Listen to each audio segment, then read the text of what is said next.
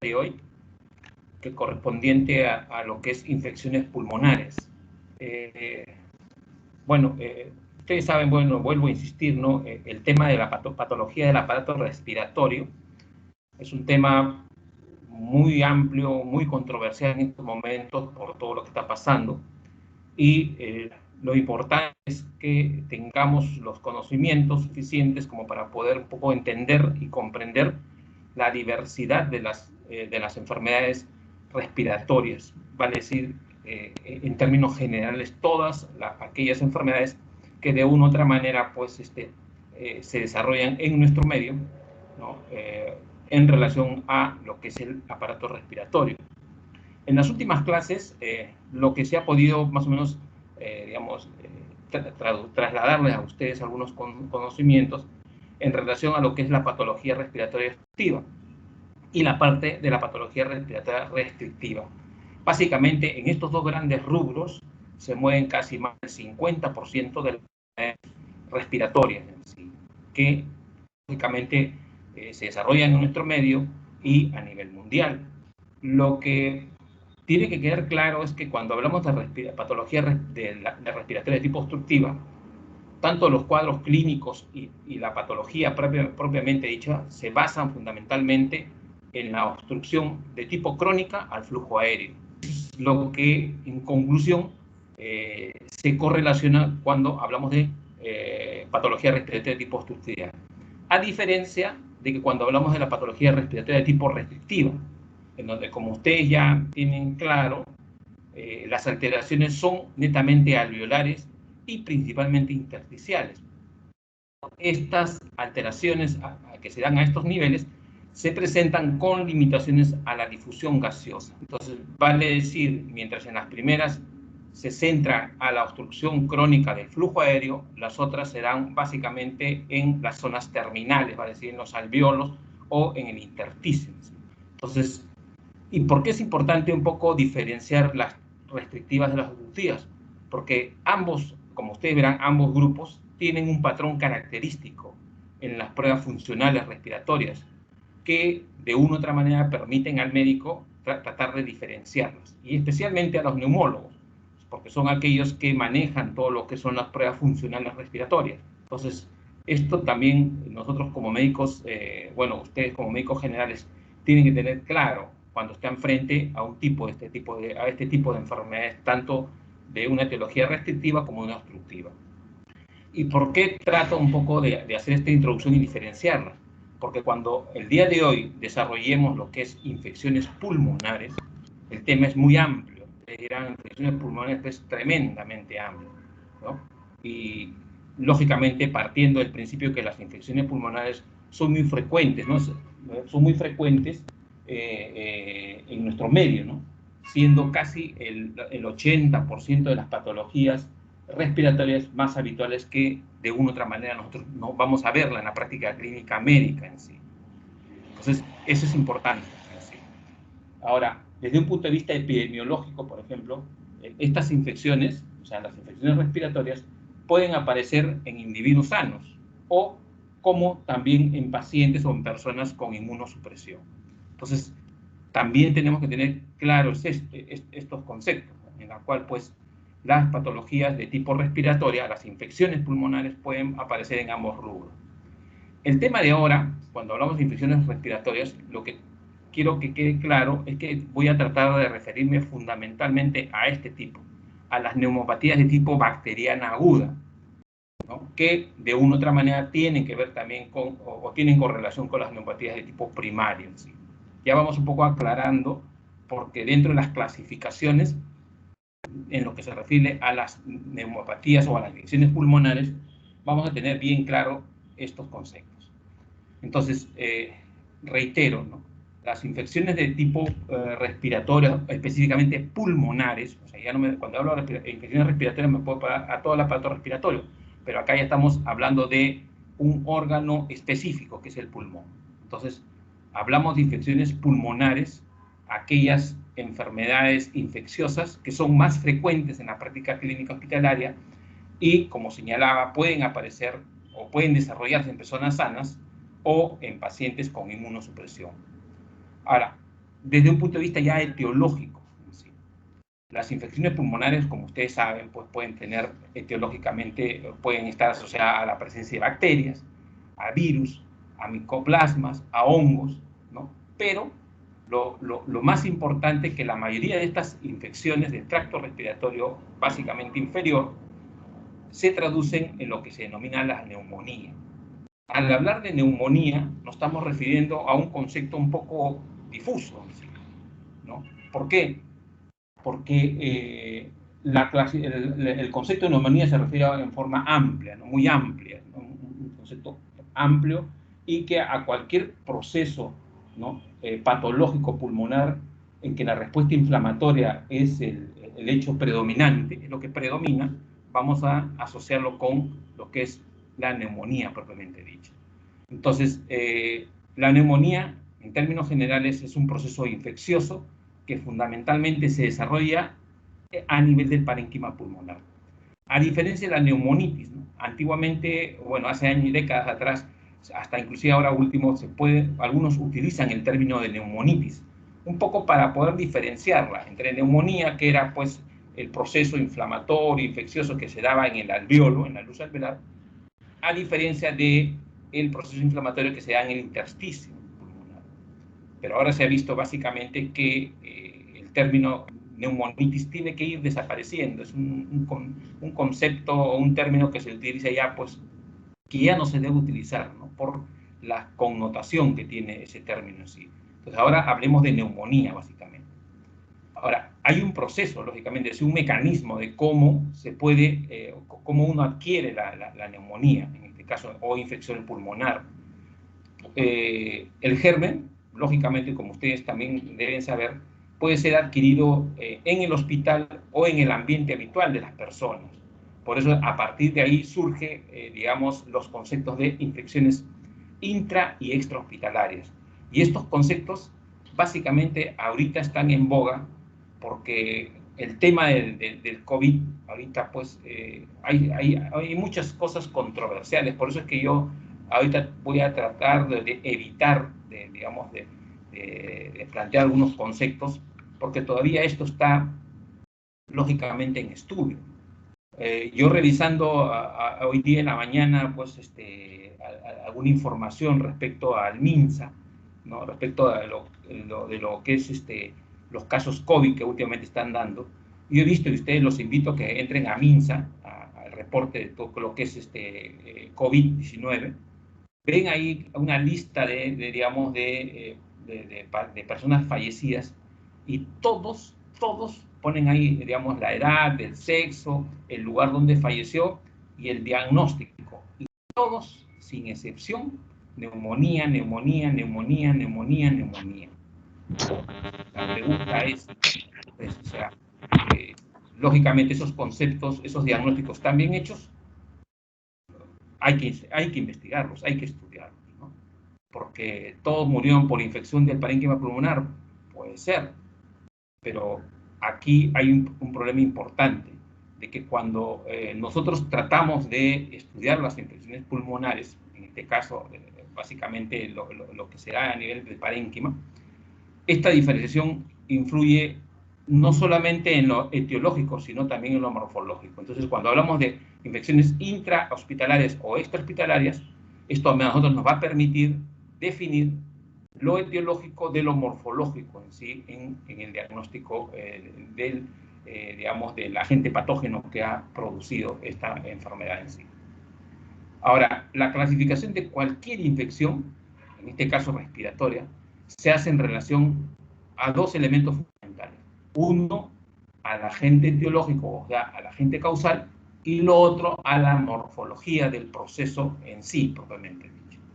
Entonces, en este caso, por ejemplo, los patrones de reacción inflamatoria en todos estos casos son muy similares, ¿no?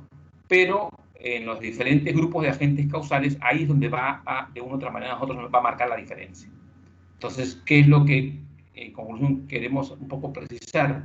Que para poder determinar el diagnóstico final de una infección pulmonar, en este caso de una neumonía, lo que va a marcar la diferencia, y que lo vamos a ver posteriormente, es qué agente etiológico ha producido la enfermedad, en este caso la infección o la inflamación del aparato respiratorio. O sea, eso. Y lo segundo, la morfología. Entonces, en toda infección pulmonar, lo que va a mandar es la diferencia que va a haber marcada entre una y otra es qué agente causal lo produce. Si es una bacteria, si es un virus, si es un hongo, si es otro agente diferente hasta inclusive parásitos. Ahora, ¿por qué cuando uno habla de infecciones pulmonares se refiere fundamentalmente a lo que es la inflamación que predomina el agente de tipo bacteriano? Porque casi más del 80% de las infecciones pulmonares son causadas por agentes bacterianos, por bacterias en sí.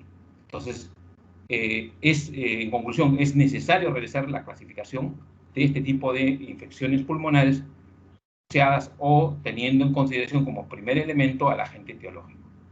Entonces, bajo esta perspectiva, ¿no?, cuando hablamos de neumonía, nos referimos fundamentalmente a aquella forma amplia a cualquier proceso patológico pulmonar con respuesta inflamatoria predominante. Entonces, lo que predomina en un proceso, una infección pulmonar, en este caso las neumonías, es la respuesta inflamatoria en sí.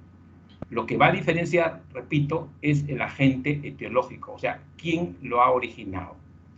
Ahora, cuando a mí me asignaron este tema, que dice infecciones pulmonares, lógicamente debo entender que como las neumonías de origen bacteriano poseen una incidencia elevada en nuestro medio y a nivel mundial, un poco que los asocian casi a lo que es infección pulmonar con neumonía de tipo bacteriano.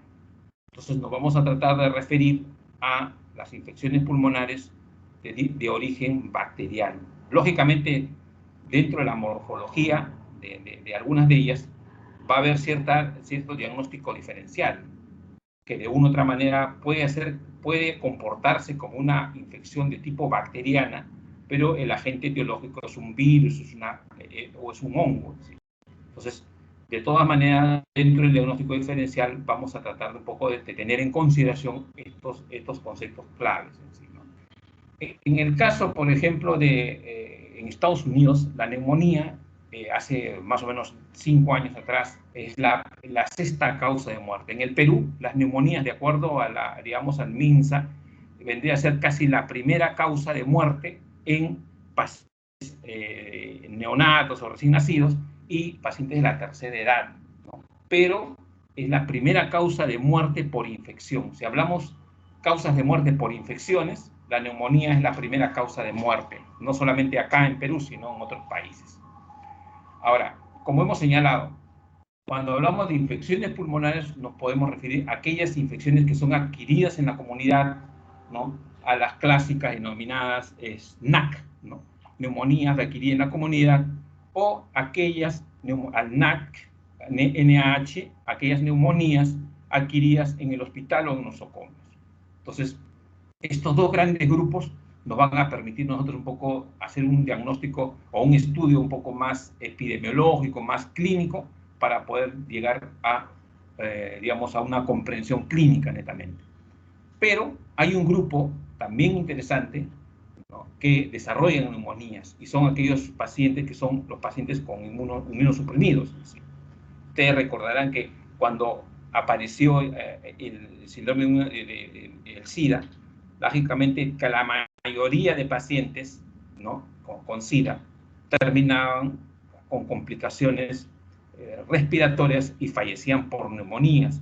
Lógicamente, en muchos de los casos eran por hongos, pero la mayoría también era por bacterias. Entonces, ahí surge un tercer grupo, ¿no?, de pacientes inmunocomprometidos que desarrollan este tipo digamos, de patologías, infecciones, de este tipo de infecciones respiratorias. Lo que tiene que saberse también ahorita bien claro es de que cuando estamos frente a un paciente que es muy probable que está haciendo una infección de tipo pulmonar, muy a la par de realizar una buena historia clínica, un estudio epidemiológico, etcétera, etcétera, de inmediato, aparte de la clínica, ocultarlo, etcétera, lo que nos va a marcar un poco, digamos, el paso del diagnóstico es una radiografía de tórax.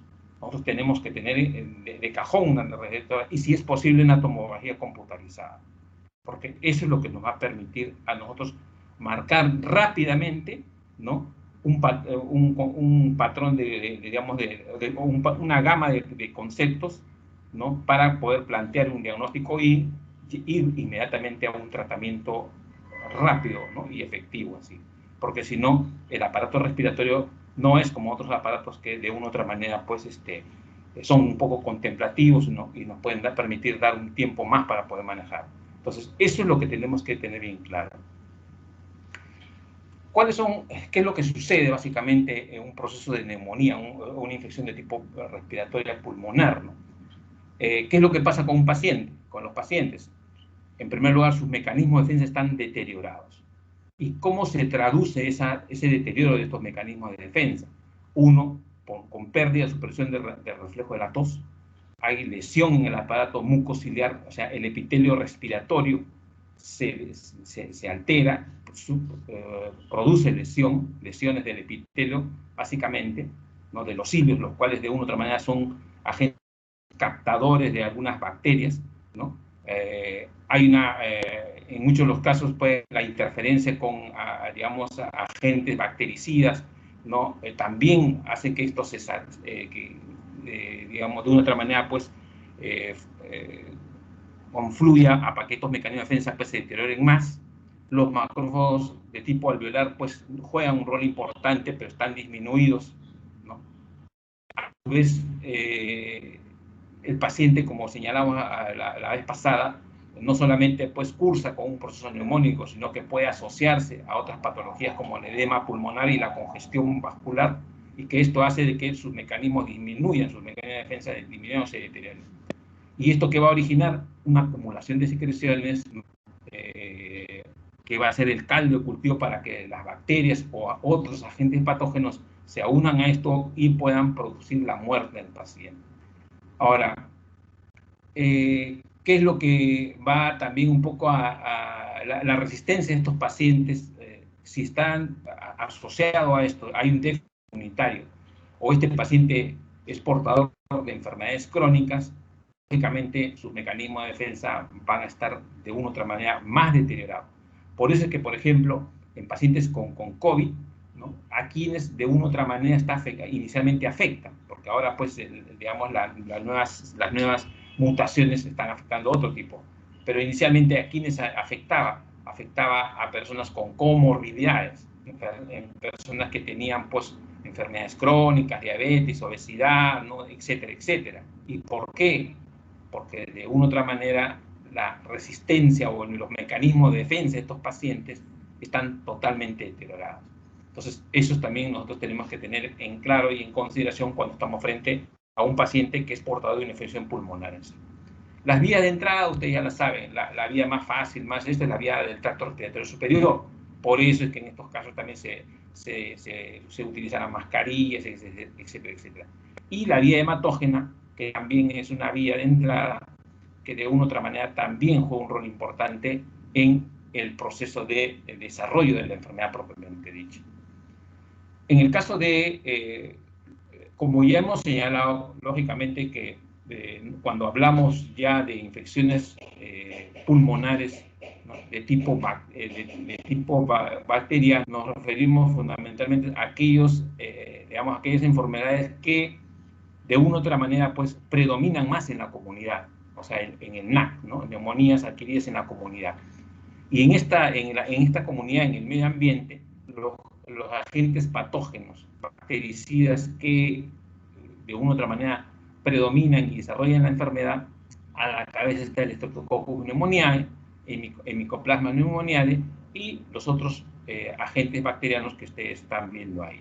Entonces, también tener en consideración de clasificación de las infecciones pulmonares, en este caso de las NAC, tener en consideración que los principales agentes patógenos de tipo bacteriano que producen estas NAC son el Streptococcus pneumoniae y el Mycoplasma pneumoniae. Esto no quiere decir que no hay más, sí hay más, pero esos son los principales. Dentro de los mecanismos de la enfermedad, ¿no?, hay tres rutas que las infecciones pulmonares siguen, básicamente. Uno, la afectación del árbol traqueobronquial. En segundo lugar, la vasculatura pulmonar. Y en tercer lugar, la diseminación directa por infección del mediastino, de la pared torácica o del abdomen superior en sí. Entonces, son mecanismos básicamente o las rutas que utilizan los agentes patógenos para poder diseminar y poder pues, desarrollar la enfermedad propiamente dicha. ¿Sí? Hay diversas clasificaciones, ¿no? Cuando ya hablamos de infecciones pulmonares de tipo bacteriana, no, se refieren básicamente a lo que es los grandes grupos, ¿no? De las neumonías agudas adquiridas en la comunidad, que es lo más frecuente, lo más comunes. Hay un grupo de neumonías atípicas, ¿no? Las neumonías de tipo nosocomial, que están asociadas o vinculadas directamente a la sobreagregación de enfermedades concomitantes, y que estas van a hacer que el tratamiento de estos pacientes se vea difícil de manejar, y por lo tanto pues la mortalidad es alta cuando un paciente llega a la emergencia, llega a la hospitalización con una infección pulmonar, y a esta se agrega una nosocomial. Entonces esto es lancinante. Las neumonías por aspiración también se dan dentro de la clasificación de las neumonías, y las neumonías en pacientes con inmunodeprimidos. Entonces, como verán, pues el trato que se tiene en las enfermedades, en las infecciones pulmonares de tipo respiratoria, de tipo bacteriano en pacientes inmunocomprometidos, es un capítulo aparte. Por eso es que dentro de la clasificación se trata un poco de separar, ¿no?, los diversos tipos de neumonías en relación a las neumonías que desarrollan los pacientes con inmunosupresión. ¿Sí? En el caso de la neumonía adquirida en la comunidad, se ha visto es que el agente etiológico más común, más frecuente, es el Streptococcus pneumoniae, ¿no?, seguido de la Haemophilus influenza y los demás en sí. Desde un punto de vista ya morfológico, ¿qué es lo que sucede cuando un paciente desarrolla una neumonía aguda adquirida en la comunidad?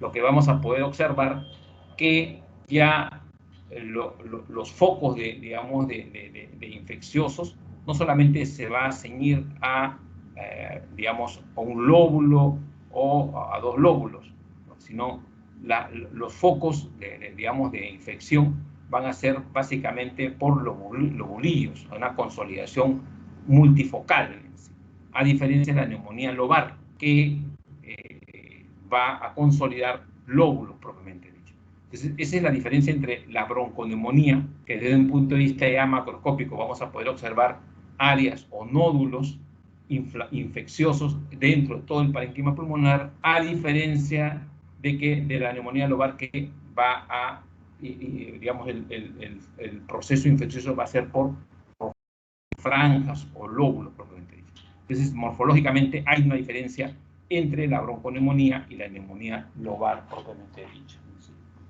Ahora, cuando ya hablamos de neumonía lobar, básicamente la causa más frecuente de la neumonía lobar es la infección por neumococos, ¿no?, y con menos frecuencia, ¿no?, otras infecciones ocasionales por el Haemophilus influenzae, por decirlo.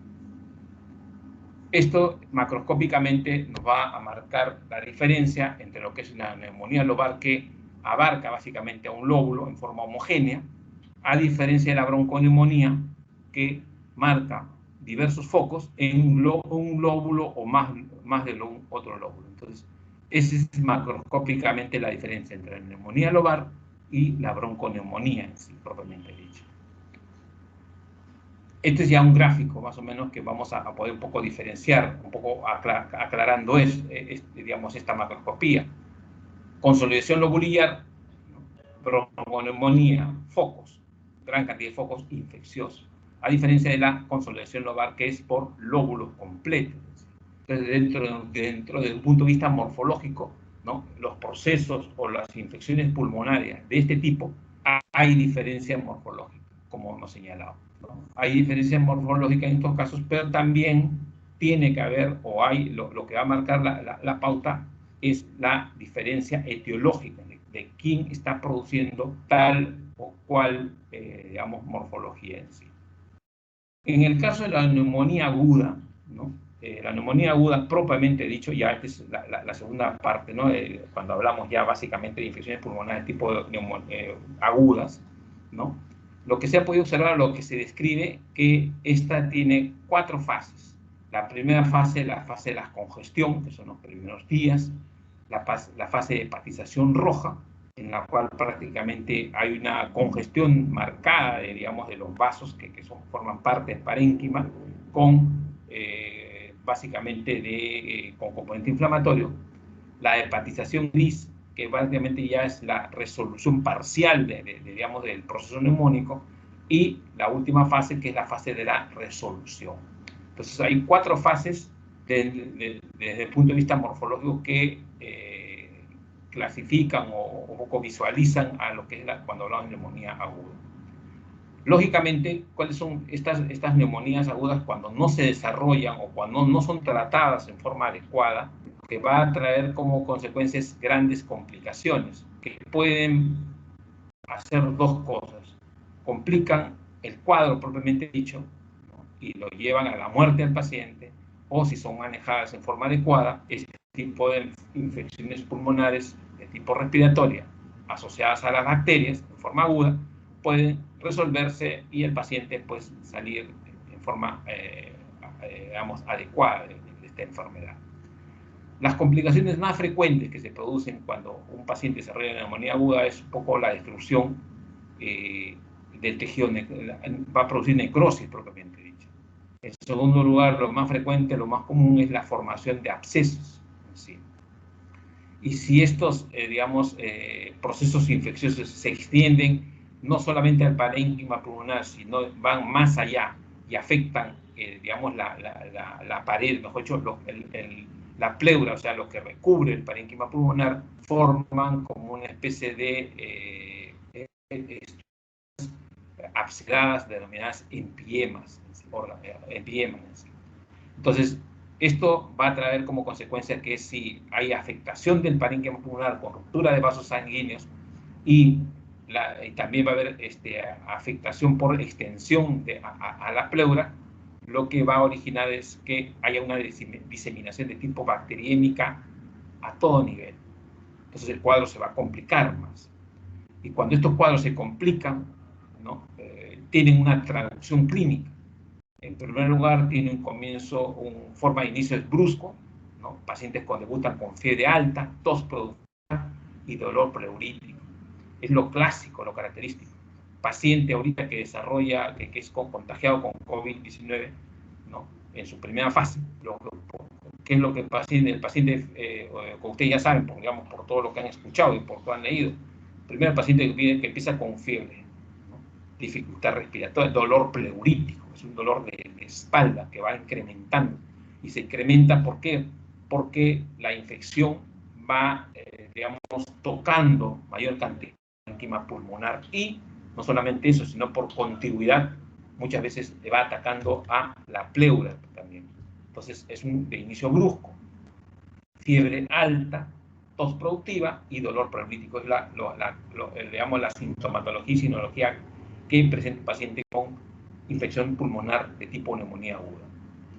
¿Tiene patrones, digamos, que se traducen en forma de radiología? Sí, eso es importante porque yo les decía, paciente con una infección pulmonar asociada o vinculada a un proceso neumónico, lo primerito que vamos a tratar de hacer es tener, aparte de la parte clínica, una ayuda diagnóstica con radiología. Y lo que se ha visto, por ejemplo, una neumonía de tipo lobar, que es el patrón más frecuente que se da en pacientes con infecciones pulmonares, ¿no? El Streptococcus pneumoniae y la Klebsiella pneumoniae es el agente etiológico. Y lo que también se puede observar, la presencia de un exudado inflamatorio de tipo agudo, lo cual va a originar una consolidación del parénquima en forma homogénea, no segmentaria, y que afecta predominantemente a un lóbulo, ¿no? Y lo que vamos a ver ya en la traducción radiológica es que el paciente va a desarrollar lo que se denomina un broncograma de tipo aéreo. Entonces, estas son las características o los patrones de infección pulmonar de un paciente que desarrolla una neumonía de tipo lobar en sí. En el caso de la neumonía lobular o bronconeumonía, propiamente dicho, el agente etiológico, también insisto, que es lo que va a marcar la diferencia, el agente etiológico es el Staphylococcus aureus, ¿no? Los gram post negativos, ¿no? Básicamente a la cabeza. Y tiene una traducción de vías aéreas, ¿no? Hay una afectación en parte de las vías aéreas principales. Y lo que vamos a observar claramente son, a nivel digamos, de una tomografía, de una radiografía, vamos a observar que hay opacidades multifocales con patrón enremendado, en sí, ¿no? Es lo que lo denominan esto de acá, ¿no? Múltiples focos en sí, estas áreas, ¿no? Como una especie de remendadura en sí. Y a diferencia de la neumonía tipo lobar, en la bronconeumonía hay ausencia de broncograma aéreo. Entonces, este dato es importante para poder diferenciar desde el punto de vista radiológico la neumonía lobular de la lobar en sí. Ausencia de broncograma aéreo, en el anterior había presencia de broncograma aéreo. Y esta es la traducción histopatológica de una neumonía de tipo aguda. Ya recordarán ustedes, lógicamente, que estos son los alveolos, ¿no? Algunos alveolares, pero básicamente son alveolos que teóricamente, este es un alveolo a mayor aumento, que teóricamente en la luz alveolar debe haber aire, básicamente porque ahí lógicamente se hace el intercambio gaseoso. ¿Sí? Pero en el caso de la neumonía de tipo aguda, va a haber prácticamente una consolidación, ¿no? De polimorfonucleares, ¿no? de detritus celular, ¿no? hematíes extravasados, que prácticamente van a obliterar totalmente la luz alveolar, como esta acá. Teóricamente, bueno, esta parte de los alveolos o del parénquima pulmonar está entre comillas conservado, pero cuando hablamos de neumonía nos referimos a este patrón, una consolidación tremenda de todas las luces, de todos los alveolos. Entonces, el paciente que desarrolla una neumonía, en este caso pacientes con COVID o cualquier otro paciente, la dificultad respiratoria, la falta de oxígeno, etcétera, etcétera, se da como consecuencia de ¿qué? De esta consolidación. ¿Sí? ¿Qué es lo que se tiene que hacer? Ya ustedes saben.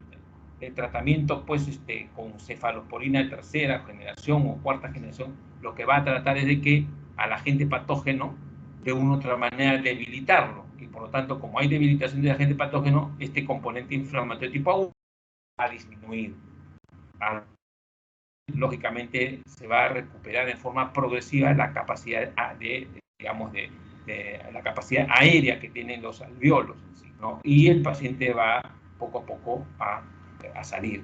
Pero si el paciente llega a prácticamente a que casi más del 50% del parénquima pulmonar comprometido, ustedes ya, esto se va a traducir en una saturación de oxígeno disminuida, la incapacidad de poder ventilar en forma adecuada, y por lo tanto el paciente va a terminar en intubación, ¿no? Y con todo el manejo que se hace en la SUSI, ¿no? Entonces, esto es prácticamente la traducción de lo que está pasando ahorita en nuestro medio de nivel mundial.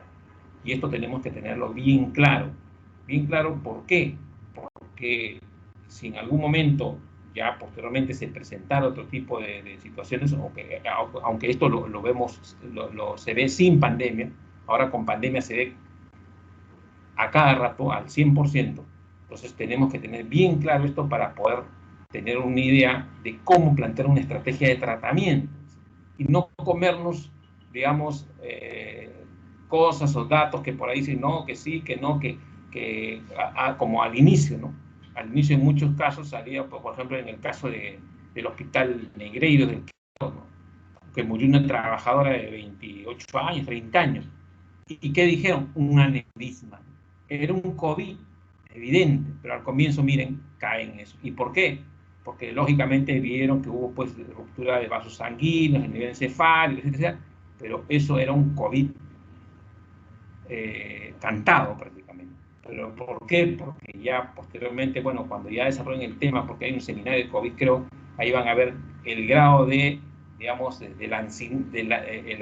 tipo de lancinación que tiene este agente patógeno en relación a los vasos sanguíneos. Entonces, por eso es importante un poco tener claro, desde un punto de vista patológico, qué es lo que pasa con el parénquima pulmonar, qué es lo que pasa con los alveolos en una neumonía de tipo aguda. En el caso de las atípicas, que son básicamente adquiridas en la comunidad, el Mycoplasma pneumoniae es el agente etiológico más común, más frecuente, seguido del virus de la influenza tipo A y B y otros tipos de virus en sí, que de una u otra manera también causan la neumonía típica. Pero en este caso tocamos este tema como neumonía típica de la comunidad porque de una u otra manera tiene que ver algo con diagnóstico diferencial en los diferentes procesos infecciosos pulmonares en sí. La morfología, la traducción morfológica que tiene una neumonía de tipo atípica de la comunidad es focal, o lobar o bilateral. Eso es lo característico, a diferencia de las otras que es unilateral, pero en este caso es bilateral, es focal, lobar o multilateral. Entonces, tiene un patrón más extenso. ¿Cuál es la traducción histopatológica? ¿No? Hay un proceso inflamatorio como cualquier otra infección pulmonar del parénquima o del intersticio, ¿no? El patrón intersticial de la inflamación predomina fundamentalmente como las demás. Lo que va a ser mayormente afectado son las paredes de los alvéolos, o sea, hay un engrosamiento de la pared de los alvéolos y los septos alveolares se van a ensanchar con inflamación. Y a esto va a haber un cuarto criterio microscópico, es la presencia de un exudado intraalveolar y la afectación de las membranas hialinas en sí, del parénquima. Entonces, tiene un comportamiento, una traducción histopatológica, sí, que se desarrollan con estos cuatro criterios en sí. En el caso de la neumonía nosocomial, que es otro grupo que dentro de las infecciones pulmonares, como ya saben ustedes, que la neumonía ha sido adquirida o es adquirida cuando un paciente, una persona ingresa a un hospital y está más de 1 o 2 días o 3 días. Por eso es que muchas veces las personas piensan, llevan a su familiar, a un viejito, a un niño, ¿no? Porque piensan que en el hospital están más, digamos, más protegidos. Pero lamentablemente a veces eso no es cierto, porque en los hospitales, especialmente en las emergencias y en las hospitalizaciones, hay agentes patógenos de tipo bacteriano, de tipo viral y de tipo micótico que están ahí. Cuando el paciente entra, un paciente con inmunosupresión o un paciente con portador de una enfermedad crónica, ¿no? Son pieza, digamos, pieza clave, son prácticamente caldo de cultivo para que entren otros agentes patógenos y puedan exacerbar el problema infeccioso respiratorio que tiene el paciente. Esto hay que tener en claro bien con los pacientes inmunosuprimidos o aquellos pacientes que han tenido o tienen tratamiento con una terapia antimicrobiana de larga evolución, o aquellos pacientes que se encuentran en ventilación mecánica. Todos estos pacientes, ¿no? Pacientes con inmunosupresión, pacientes con terapia antibiótica de larga evolución o que están en ventilación mecánica, son candidatos a desarrollar una neumonía de tipo nosocomial. Y estas, básicamente, ¿cuáles son los agentes patógenos más comunes que se adquieren en el hospital? Son los gram negativos, o sea, las enterobacterias y las pseudomonas o el estafilococo en sí. Son agentes etiológicos que comúnmente se han podido observar en pacientes que han desarrollado neumonía nosocomial. La neumonía por aspiración es otro tipo de, digamos, neumonía que se da básicamente en pacientes neonatos o pacientes de la tercera edad o en pacientes que sufren enfermedades crónicas degenerativas, que están postrados en cama, ¿no? Lo que se produce básicamente es un reflujo gastroesofágico, un vómitos a repeticiones, un paciente que está en coma, lo que hace es, a través del reflujo, ¿no? Entra por el árbol traqueobronquial, llega a través de, digamos, el elemento aspirativo o el vómito, llega a la alveolar y produce una neumonía de tipo aspirativa y la muerte. Ahora, ¿qué es lo que va a producir en muchos de los casos, ¿no? En estos casos, cuando ya de una u otra manera se puede controlar una neumonía tipo aspirativa, lo que va a originar, si el paciente sale de esto, hay la presencia de la formación de abscesos. ¿Sí?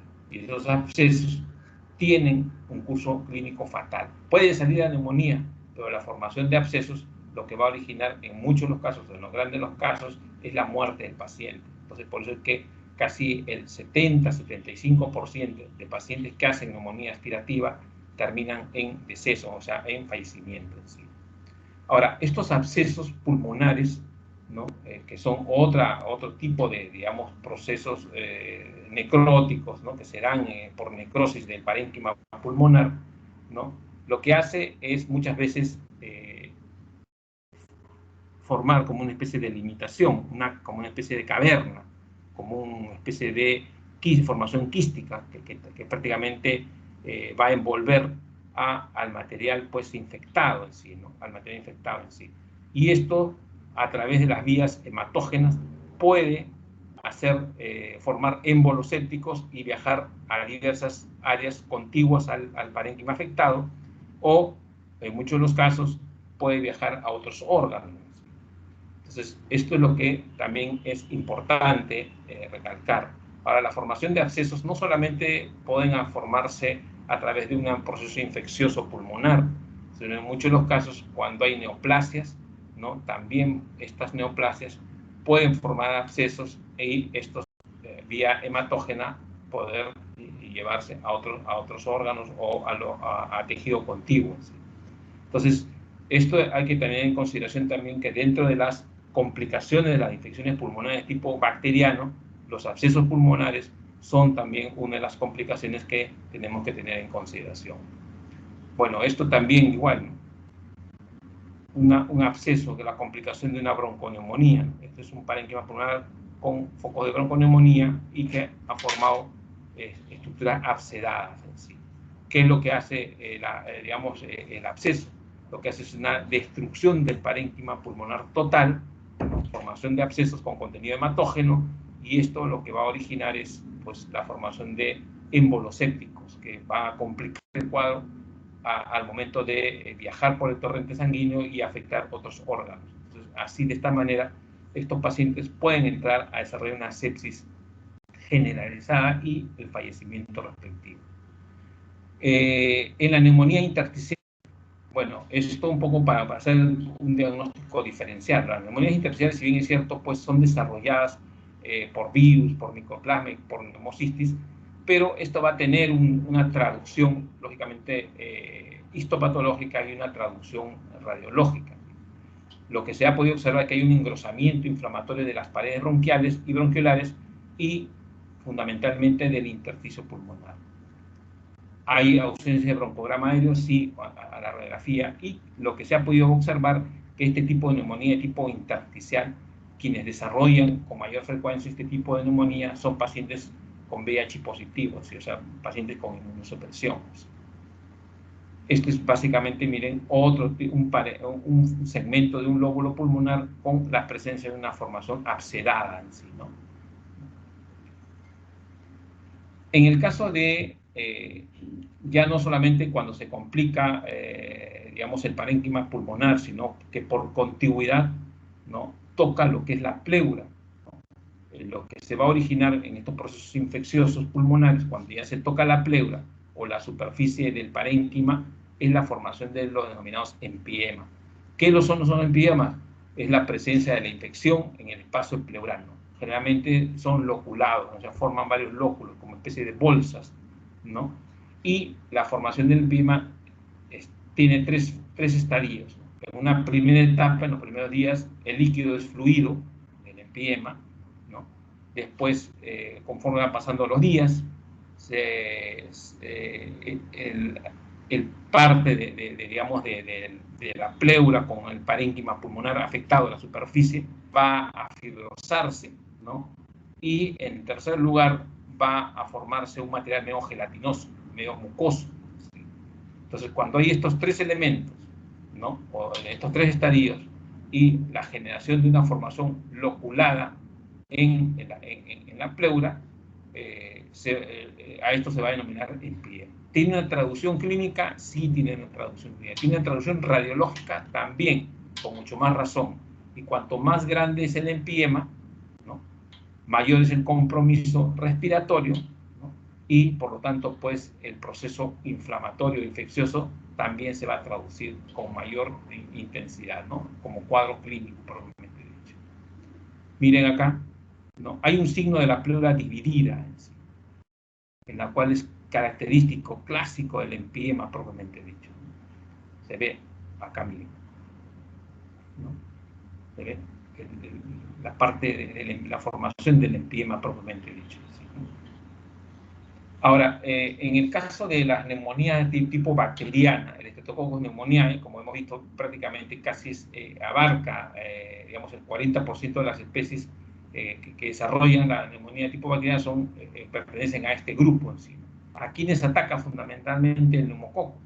A pacientes de la tercera edad, a pacientes con inmunosupresión y alcohólicos, ¿sí? Que también, lógicamente, son parte del grupo de los pacientes con inmunosupresión. Entonces, hay varias vías, ¿no? Inicialmente lo que se ha podido observar es que se inicia en los lóbulos inferiores, a diferencia de otras enfermedades de tipo, por ejemplo, que ya vamos a tocar, la tuberculosis, que se desarrolla en los lóbulos superiores, en los ápices, y en las vías aéreas terminales. Tiene un broncograma aéreo, básicamente, y muchas veces, en estos casos, la formación del empiema va acompañada a esto, pero en un porcentaje significativo, ¿no? Acá en este tipo de neumonía de tipo bacteriana, las cavitaciones, la formación de cavidades o de abscesos es rara, no se ve con frecuencia, pero hay que tener en consideración eso también. Bueno, esta es prácticamente una traducción de una reacción de una neumonía por Streptococcus pneumoniae, ¿no? Miren la zona consolidada prácticamente, ¿no? Es en forma de banda, en forma de lobar, ¿no? En forma lobar. ¿Sí? En el caso de la neumonía tipo redonda, porque es una traducción radiológica, ¿no? Lo que va a poder, casi siempre la desarrollan en edad joven, en niños, ¿no? ¿Qué segmentos son afectados? Son los segmentos superiores de los lóbulos inferiores, y el broncograma aéreo se da en un 17%. Estas neumonías de tipo redonda hay que diferenciarlas con otro tipo de patologías, como por ejemplo los quistes hidatívicos o los quistes broncogénicos, ¿no? Que de una u otra manera pues pueden tener una traducción muy similar a la radiología con este tipo de neumonía de tipo redonda en sí. Miren acá, ¿no? Una traducción casi, ¿no? Le llaman redonda porque el parénquima afectado tiende un poco a formar esa estructura, digamos, gráfica, ¿no? En el caso de las neumonías bacterianas por Staphylococcus aureus, se ha podido observar que es una causa infrecuente en las neumonías adquiridas en la comunidad, casi el 3% están asociadas básicamente a este tipo de estafilococos. La vía de diseminación es una vía hematógena y está asociada fundamentalmente al desarrollo de una bronconeumonía. Entonces, casi siempre las neumonías por estafilococos son bilaterales en ambos pulmones, y la formación de abscesos en estas sí es con frecuencia, ¿no? Casi en algunos casos llega al 75% a la formación de abscesos. Entonces, tener en consideración esto, que la neumonía bacteriana producida por el Staphylococcus aureus tiende un poco a formar abscesos, y por lo tanto, si forma abscesos intraparenquimales, la posibilidad de diseminación es significativa. Bueno, esto también es digamos, básicamente la traducción. Miren los ángulos postdiafragmáticos comprometidos básicamente, ¿no? Que es a nivel basal, ¿no? Es característico de la neumonía por Staphylococcus aureus. En el caso de las piógenas, ¿no? Que no es frecuente, pero sí hay que tenerlo como diagnóstico diferencial en las neumonías tipo bacteriana, pueden complicar una infección viral, o sea, pueden sobreagregar a una infección viral, ¿sí? ¿No? Y la formación de abscesos, cavitación y empiema pueden también de una u otra manera estar presentes en este tipo de neumonía asociada a Staphylococcus piógenes, ¿sí? A diferencia del anthrax, del Bacillus anthracis, ¿sí? Que si bien es cierto son gran positivos esporulados, pero lo que va a originar es de que no solamente va a atacar por vía hematógena al parénquima pulmonar, sino va a diseminarse por contigüidad a otros órganos, por ejemplo a los ganglios, al mediastino, ¿no? Y lo que va a producir un cierto ensanchamiento mediastinal, y eso tiene una traducción radiológica también. Hay un crecimiento de los elementos iliares que de una u otra manera pues marcan la diferencia con otro tipo de neumonías bacterianas asociadas a otros agentes patógenos. Bueno, esta es una traducción básicamente histopatológica de la neumonía que hemos visto. Prácticamente hay una especie de ruptura o debilitamiento de la pared alveolar con la presencia del contenido del exudado fibrino, hemático y leucocitario, ¿no? Con extravasación de hematíes. ¿Sí? Bueno, esto es una traducción de la neumonía por Bacillus anthracis radiológica, que es una especie de afectación iliar, como una especie de tracción iliar que tiene, y la afectación básicamente es parailiar, ¿no? En sí, ¿no? A diferencia de las otras, ¿no? Pero también pueden haber pues ciertas complicaciones con otras áreas, pero básicamente esto se centra en el área iliar en sí. En el caso de las bacterias gram negativos, se ha podido observar que el 50% de las infecciones pulmonares de tipo nosocomiales se deben fundamentalmente a este tipo de agente patógeno, o sea, a las gram negativas. Y dentro de este grupo, la Klebsiella, el E. coli, ¿no? Y algunos otros más, como la Haemophilus influenzae, son los responsables del desarrollo de este tipo de infección pulmonar. ¿Cómo se traduce esto desde un punto de vista radiológico, histopatológico? En la formación de nódulos pequeños de una forma mal definida, y esas áreas de opacificación en forma de parche son la traducción radiológica en la cual nosotros vamos a observarla frente a una radiografía de un paciente con neumonía asociada a bacterias gram negativas. La presencia o la formación de abscesos y la cavitación se da, pero en menor frecuencia. Ojo, tener claro que este tipo de afectación pulmonar es una afectación y multifocal. ¿Tiene cierta predicción por los lóbulos inferiores? Sí, tienen cierta predicción por los lóbulos inferiores. Como verán, ¿no? Cada agente patógeno, ¿no? Tiene una traducción morfológica en sí. Entonces, eso es lo que hablábamos al inicio de la clase, de que para poder diferenciar las diversas infecciones pulmonares, ¿no? Traducidas en lo que se refiere a infecciones de tipo bacteriana, tenemos que tener claras dos cosas.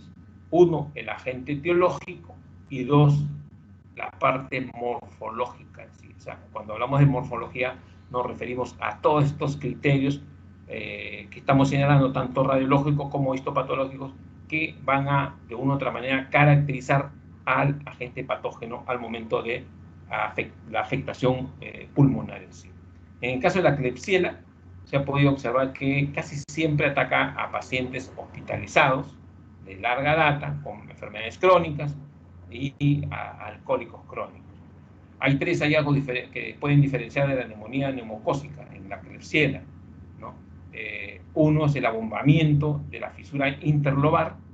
Dos, la formación de abscesos y cavidades. Acá sí, en la Klebsiella tiende a formar mayormente abscesos, ¿no? Y también lo que se ha podido observar es que la Klebsiella tiende un poco a desarrollar empiema, o sea, afecta no solamente al parénquima pulmonar, sino afecta a la pleura propiamente dicho. Hay mayor incidencia de la formación de empiemas asociada a la Klebsiella neumonía.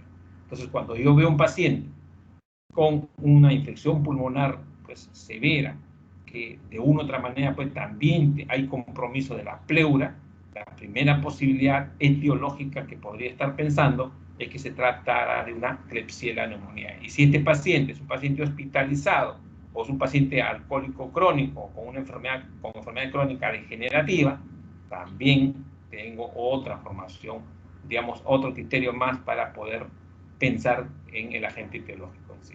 Y si a esto le agregamos que en las radiografías, en las tomografías, hay formación de abscesos y cavidades, con mucho más razón. Entonces, lo que yo quiero traducir en esto es de que hay que tener en consideración, si bien es cierto, no nos tenemos que centrar básicamente al laboratorio para que me digan cuál es el agente patógeno o etiológico.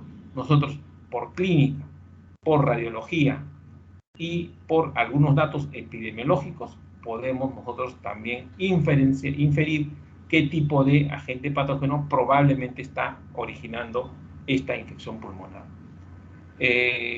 Bueno, esto básicamente un poco para traducir un poco la destrucción del parénquima pulmonar, de los alvéolos pulmonares, y con la presencia de algunos componentes de detritus celular que se traducen en un proceso infeccioso pulmonar en sí. En pseudomonas básicamente asociadas a una neumonía bacteriana, o sea, un poco diferenciándolo. Ojo, cuando hablamos de pseudomonas nos estamos refiriendo a otro gran grupo más frecuente y letal de las infecciones pulmonares nosocomiales, ¿no? Que estos pacientes finalmente, cuando son atacados por pseudomonas, prácticamente estos pacientes terminan en ventilación mecánica en sí. Y lo característico de las pseudomonas es que forman gran cantidad de abscesos, ¿sí? Lo cual trae como consecuencia pues, que digamos, la consecuencia sea fatal o letal. Los pacientes prácticamente terminan, fallecen prácticamente. Pero lo característico desde el punto de vista radiológico es que estas digamos, neumonías asociadas a pseudomonas a nivel de parénquima pulmonar presentan formaciones nodulares mal definidas, difusas y en ambos pulmones. Como se traducen como una especie de opacidades nodulares bien irregulares, ¿no? A nivel de ambos pulmones. Entonces, eso es tener en consideración también como dato radiológico en sí. En el caso de las legionelas, asociadas básicamente como diagnóstico diferencial con neumonía bacteriana, ¿no? Lo que se ha podido observar es que en muchos de los casos los pacientes lo han, cuando se exponen básicamente esos aires acondicionados, pero que nunca han tenido pues un mantenimiento, etcétera, etcétera, ¿no? Entonces hay que tener en consideración eso. En quienes se desarrolla casi siempre en adultos mayores, ¿no? Y también tiene su traducción radiológica como la formación o la presencia de opacificación de la vía aérea, ¿no? Inicialmente es periférica y posteriormente, cuando ya el cuadro se va, digamos, complicando, estas opacificaciones se van dando o se van desarrollando a nivel subglobar. La afectación global es completa y básicamente, pues, lo característico de la legionela es de que se presenta o se desarrollan en personas de tercera edad. ¿Sí? En el caso de las bacterias anaeróbicas también tiene otro comportamiento, ¿no? Un poco asociado, ¿no? Se produce básicamente en el 20-35% con las neumonías requeridas en la comunidad, ¿no? Y los agentes patógenos, los bacteroides o los fusobacteriums, son los que desarrollan este tipo de infección pulmonar de tipo respiratoria, básicamente, ¿no? También tiene una traducción y lo que se ha podido observar que también forman empiema y cavitación en más del 50%.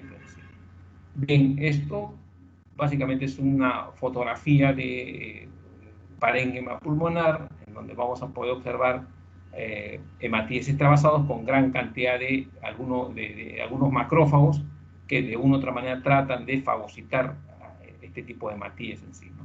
Y componente inflamatorio de tipo agudo. ¿Sí? En el caso de ya un poco redondear las infecciones bacterianas atípicas, hay también un grupo pequeño de infecciones respiratorias pulmonares de tipo bacterianas, pero atípicas. O sea, cuando ya he hablado de atípicas, me refiero a que ya no son de tipo bacteriana, sino que simplemente pueden ser desarrolladas por otro tipo de agente patógeno que podemos, digamos, confundirlo. ¿Sí? Y en este caso, la actinomicosis es una de las infecciones que se pueden presentar como diagnóstico diferencial. Y ya, como ustedes saben, la actinomicosis pues, puede llegar a la patorrespiratoria y desarrollar un tipo de infección respiratoria pulmonar por la presencia de una extracción dental o de cualquier pieza dentaria que está infectada. ¿No? También las neumonías virales, no voy a entrar en detalle, pero también hay que tenerlo en consideración como diagnóstico diferencial de infecciones respiratorias pulmonares de tipo bacteriano. O sea, vale decir de que muchas bacterias, muchos hongos, ¿no? Y algunos otros agentes patógenos pueden tener un comportamiento, digamos, muy similar a una infección de tipo pulmonar bacteriana, pero lo que va a diferenciarlas entre las infecciones pulmonares de tipo bacteriana en relación a las demás es, uno, la etiología, lógicamente identificando al agente patógeno, y la morfología, que ya hemos repasado básicamente en algunos ejemplos claros y clásicos que hemos presentado en estos momentos en sí, ¿no? Las neumonías micóticas también, el histoplasma, que después lo vamos a desarrollar, está dentro de los diagnósticos diferenciales en las enfermedades, en las infecciones pulmonares de tipo bacterianas. Entonces, Como verán, si bien es cierto, las infecciones pulmonares asociadas a bacterias son la mayoría, digamos, de enfermedades que se presentan en forma nosocomial y no nosocomial. Muchos de los comportamientos de otros agentes patógenos pueden simular a este tipo de enfermedades infecciosas y pueden llevar a que el médico de una u otra manera pueda confundirse y en lugar de plantear un diagnóstico o un adecuado, posteriormente tratamiento adecuado, lo que va a hacer es que se pueda plantear un diagnóstico, digamos, no adecuado, y por lo tanto el tratamiento pues no va a ser el asertivo al que va a mejorar el paciente. Eso es lo que está pasando en la actualidad con los pacientes con COVID. ¿Cuántos de ellos, yo diría, aquellos que están en las UCI, estos pacientes que mueren por neumonía, entre comillas, porque todos los diagnósticos, repito, ustedes revisen, va a ser neumonía, cuántos de estos pacientes han desarrollado una neumonía adquirida en el hospital, o sea, intrahospitalaria, y esto lo que ha originado es el fallecimiento del paciente. Entonces, la gran tarea ahorita de esta pandemia y la gran tarea de los investigadores en medicina, cuando pase esta pandemia o cuando, digamos, durante todo este tiempo, es tratar de determinar qué agentes patógenos sobreagregados han causado la muerte de esta gran cantidad de personas que han adquirido el coronavirus en sí. Entonces, esto es importante tener en consideración porque cuando estamos hablando ya de, digamos, este tipo de enfermedades respiratorias o pulmonares, ¿no? y que lo traemos a colación, vamos a tener que tener en consideración bien claro cuál es la línea de tiempo que se ha desarrollado en el COVID-19.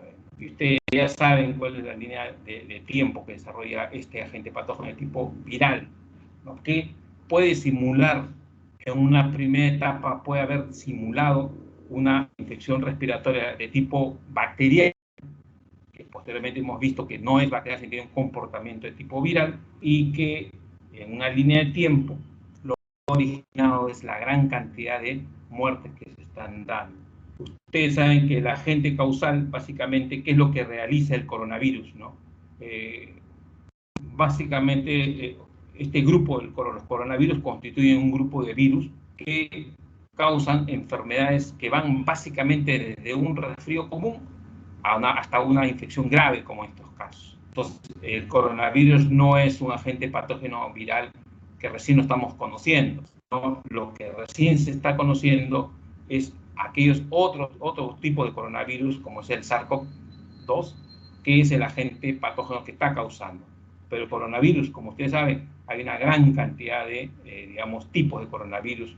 Los coronavirus, como por ejemplo los coronavirus humanos comunes, que son el coronavirus tipo alfa, el tipo beta, el beta coronavirus, ¿no? Otro tipo de coronavirus que es el MERS-CoV y ahora es el SARS-CoV-2, ¿no? Y hay un nuevo coronavirus que está causando esta nueva segunda ola que de una u otra manera pues simulan, ¿no? O sea, en conclusión, si estamos hablando ahorita de enfermedades respiratorias o infecciones respiratorias pulmonares de tipo bacteriana, todas ellas tienen un comportamiento casi similar a todas las enfermedades, infecciones respiratorias, pero la diferencia es en el agente patógeno. Repito, la mayoría de enfermedades de infecciones pulmonares son causadas por agentes de tipo bacteria o por bacterias. El resto, que es poco, o sea, yo diría un 15 hasta 20%, es por otro agente patógeno. Y fíjense, este SARS-CoV, que es un virus, ¿no? Como de una u otra manera está causando mayor cantidad de muertes que los agentes patógenos tipo bacteriano. Los mecanismos de traducción ya saben básicamente, ¿no? Cómo de una u otra manera, pues, este SARS-CoV-2 lo que hace con las células en sí, ¿no? Básicamente las proteínas exteriores del virus lo que hacen fundamentalmente al momento de ingresar a la vía respiratoria, se adhieren a las células en el aparato respiratorio del huésped. ¿Y qué es lo que hacen? Lo que hacen es romper o lisar el epitelio respiratorio. o sea, esos cilios que forman parte del epitelio respiratorio, lo rompen en sí. ¿Y qué hace? Lo que origina esto es que los genes propiamente dicho del SARS-CoV-2 sufren ciertas mutaciones que alteran la proteína de su superficie. Y esto lo que origina es que se adhieran a las células del huésped y se desarrolle la enfermedad. Este es el mecanismo de transmisión propiamente dicho con la afectación del epitelio respiratorio que lo hemos explicado inicialmente en lo que se refieren a las infecciones pulmonares de tipo bacteriano. Por lo tanto, es evidente que se está produciendo una transmisión de persona a persona. Eso es claro, por eso mismo de que todas estas medidas preventivas de 1,5 metros de distancia, la mascarilla, el lavado de manos, todo eso influye directamente en la transmisión de persona a persona, ¿no? ¿Por qué? Porque esto se está dando. Esto entre los contactos entre cercanos, entre individuos, entre la familia misma, y especialmente en los trabajadores de la salud, aún no se está dando. Y lo más lamentable es que aún no se conoce el alcance completo de esta transmisión. Vemos día a día, y yo lamentablemente estoy viendo y también informándome de que muchos colegas del hospital donde yo trabajo, no solamente médicos, sino enfermeras, personal técnico, está cayendo.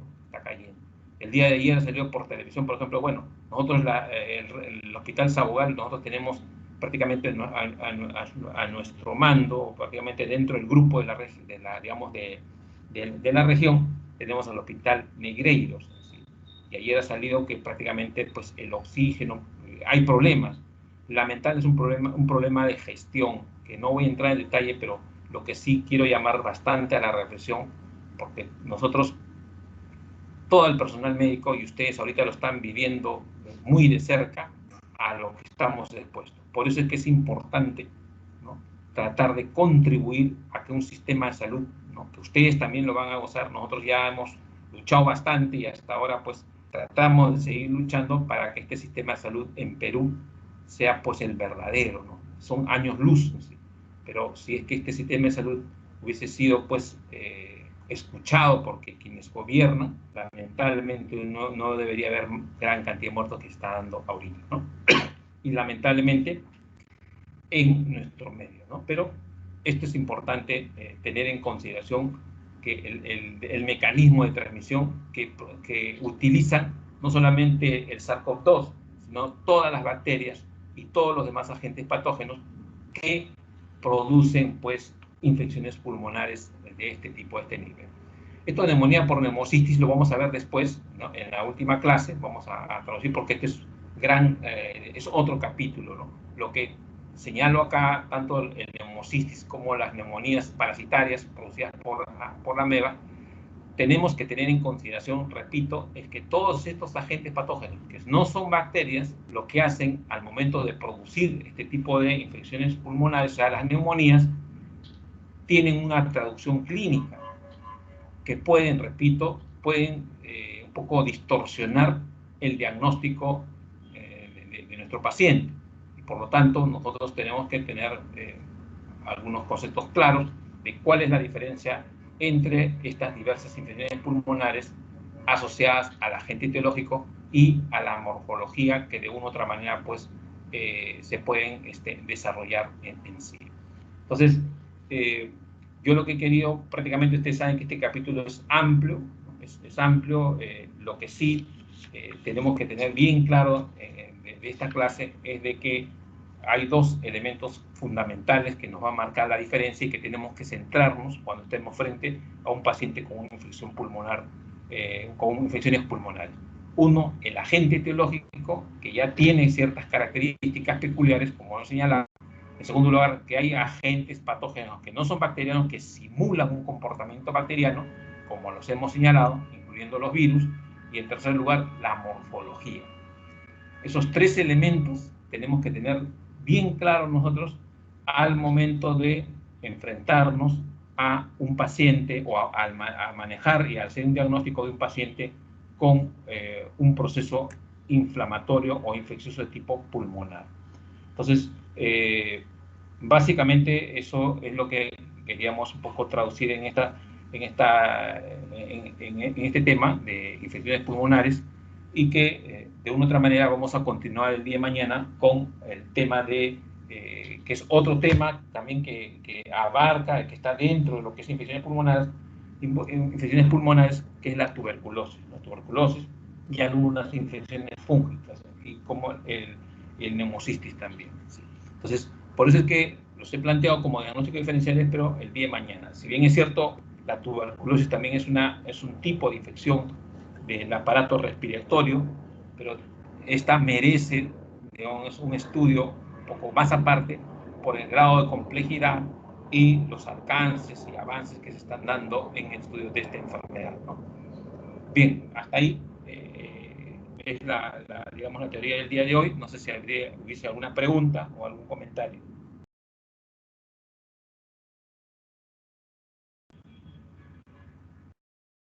Bien, si no hay ninguna pregunta, ningún comentario, entonces, bueno, es todo por el día de hoy.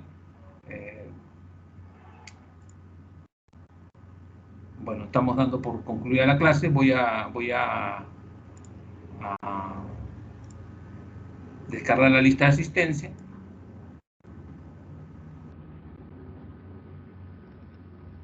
Y bien,